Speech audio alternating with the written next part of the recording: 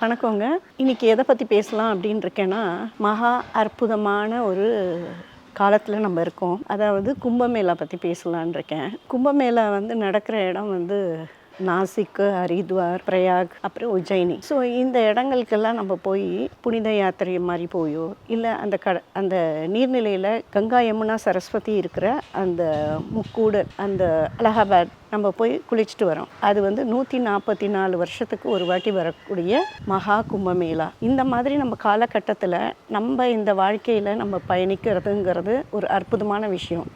அத்திவரதர் இருக்கும்போது நம்ம இருந்திருக்கோம். அதுக்கு அடுத்து இந்த மகா கும்பமேளாலையும் நம்ம இருக்கிறோன்னா நிஜமாகவே நம்ம அவங்களாம் கொடுத்து வச்சவங்க தான். அதாவது இந்த கும்பமேளாவில் போயிட்டு எல்லாரும் குளிக்கிறதுக்கு போகிறாங்க. அப்போ குளிக்க போயிட்டு வரும்போது எல்லாருக்குமே தெரியாத ஒரு விஷயத்த, இது என்னுடைய கருத்து தான், இதை சொல்லலாம் அப்படின்னு ஒரு 3-4 நாளாக எனக்கு மனசில் இருந்துகிட்டே இருக்குது. ஏன்னா எல்லாராலையும் அந்த கும்பமேளாவில் பார்ட்டிசிபேட் பண்ண முடியாது.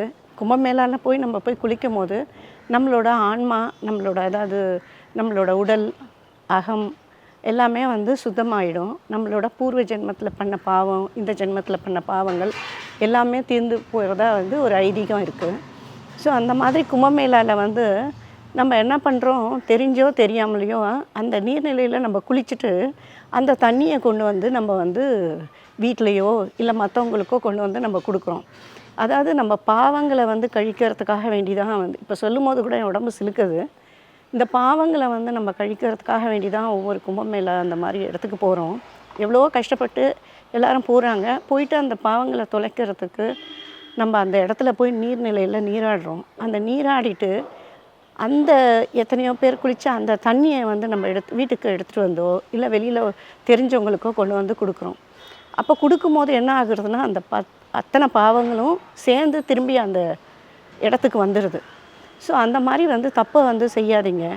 நான் ஒரு விஷயம் சொல்லலான் இருக்கேன். என்னன்னா, அதாவது யாருமே போக முடியல அந்த இடத்துக்கு அப்படின்னு நினச்சிங்கன்னா, நீங்கள் என்ன பண்ணுங்கள், அப்போ எப்படி நாங்கள் போய் அந்த கும்பமேளாவில் குளிக்காமல் எப்படி அந்த அமிர்த கலசலேருந்து விழுந்த அந்த துளிகளை விழுந்த இடத்துல போய் நாங்கள் எப்படி போக தான் முடியல, அட்லீஸ்ட் யாராவது கொண்டு வர தண்ணியாவது நம்ம தெளிச்சிக்கலாமே அப்படின்னு நினைக்கிறது. அது வாஸ்தவம் தான். பட் ஆனால் அதில் பாவங்கள், ஒவ்வொருத்தவங்க பண்ணுற பாவங்கள் அத்தனையும் விலைக்கு போகிறதுக்காக தான் அந்த நீர்நிலையில் நம்ம முழுகிறோம். அதை கொண்டு மற்றவங்களுக்கு கொண்டு கொடுக்கும்போது அது இன்னும் ஜாஸ்தி ஆகிறதுக்கு தான் அது.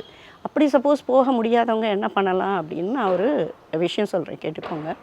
அது எப்படின்னா, நீங்கள் அந்த நீர்நிலையில் போக முடியலன்னா நீங்கள் ஒரு தியானத்தில் போங்க.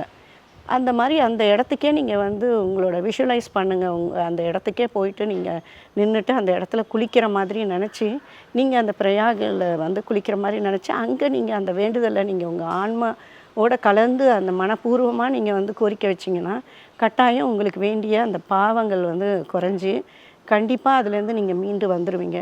ஏன்னா நான் நிறைய பேரை பார்க்குறேன். அத்தனை பேரும் நிறைய லேடிஸு இல்லை ரொம்ப கஷ்டப்படுறாங்க எல்லா விதத்துலேயும். ஏன்னா அது பூர்வ ஜென்ம கர்மா. அந்த கர்மாவை தொலைக்கிறதுக்கு ஒரு இடத்துலேருந்து எங்கேயாவது போனால் ஏதாவது ஒரு தீர்வு கிடைக்காதான்னு ஏங்கி அலையிறீங்க. அந்த மாதிரி மக்களை நான் பார்க்குறேன். அந்த மாதிரி இருக்கிறவங்களுக்கு நான் ஒரே ஒரு வேண்டுகோள் வைக்கிறது என்ன அப்படின்னா, அந்த நீர்நிலைக்கு போக முடியாதவங்க அங்கே கொண்டு கொடுக்குற தண்ணியோ இதையோ எடுத்துக்காதீங்க.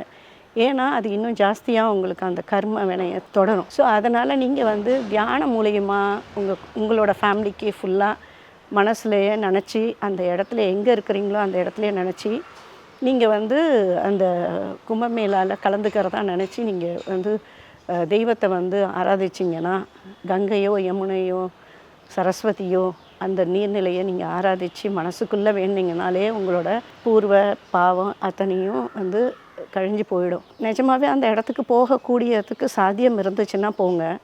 அதுக்கு நமக்கு ஒரு பிராப்தம் இருக்கணும். அந்த பிராப்தம் இருந்தால் தான் அந்த நீர்நிலைக்கே நம்ம காலடியோ அந்த மண்ணுலேயோ நம்மளால் காலடி வைக்க முடியும்.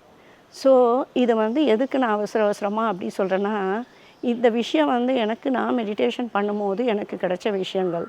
எனக்கு சில தாத்தா சித்தர் இந்த மாதிரி ஒரு விஷயத்த மக்களுக்கு சொன்னால் நல்லது அப்படின்னு. இது என்னோடய தனிப்பட்ட கருத்து.